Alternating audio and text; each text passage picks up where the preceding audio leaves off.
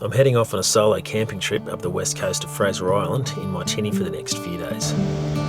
It's the start of a month-long research trip up the Queensland coast, which will take me right to the tip of Cape York, the northernmost point of the Australian mainland.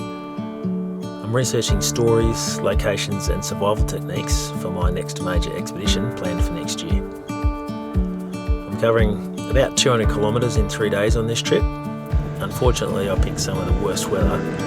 Lots of rain and wind coming from weird directions. So I stayed at anchor here last night. It was the tide was too low to get up into that creek there, which is where I was hoping. So I was lucky that it wasn't too rough out here.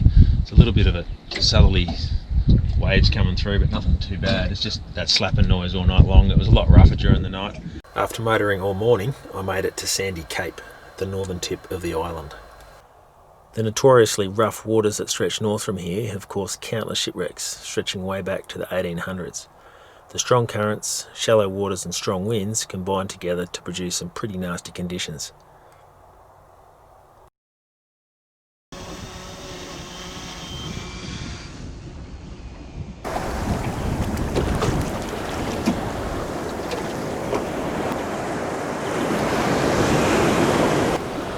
Fraser Island dingoes.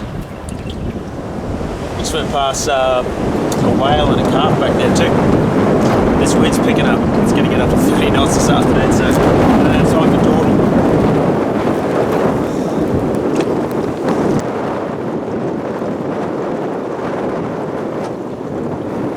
It was so choppy and rainy on the way back south, I decided to give up trying to stay dry and went for a wetsuit instead.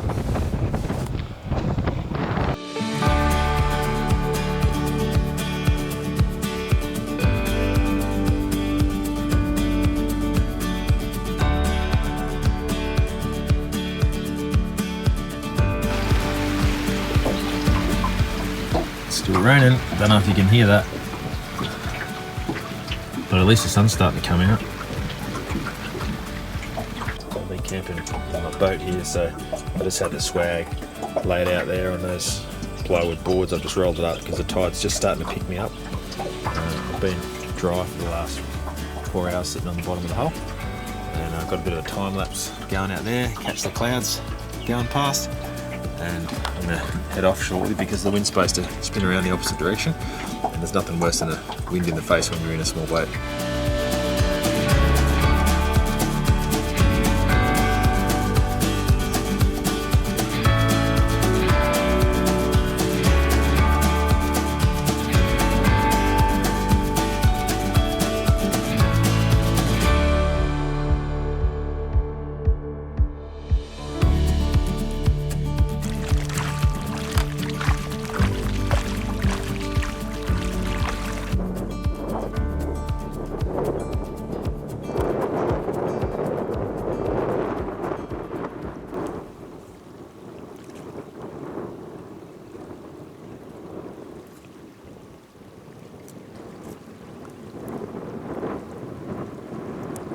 If you try and grip this end of the tail here without a knife, without your teeth, it just slips straight out of your hands.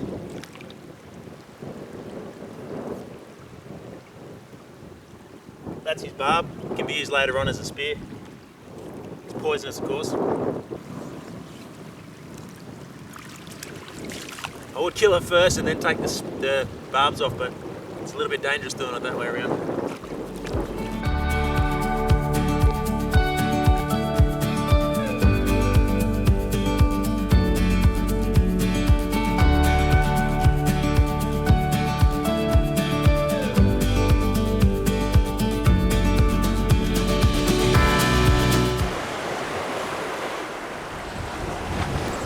Someone's had a bad day, or it's just washed up from a cyclone maybe on the other side, from the mainland or something.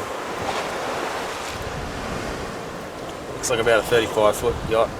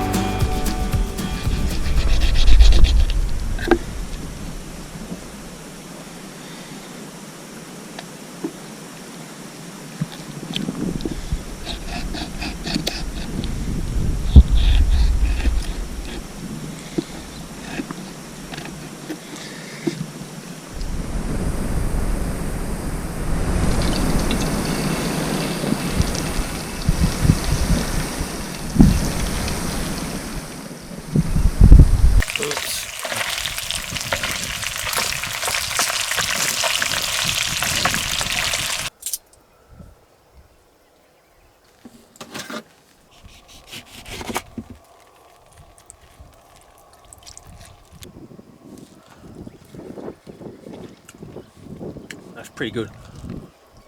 Surprising, because you wouldn't think stingray would be that good.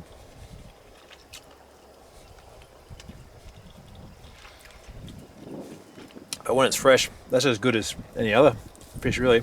Even flathead, bonito, you know, it's pretty good, nice, juicy white meat. Helps to have cooking oil, but even without it, it's not too bad.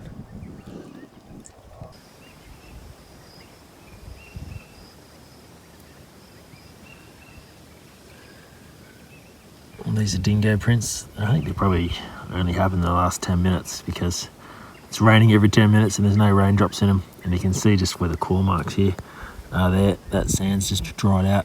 It's just recently been flicked. So there are quite a few dingoes here on Fraser Island.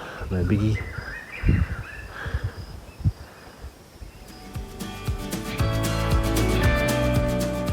So thanks for watching, folks. That's it for that episode.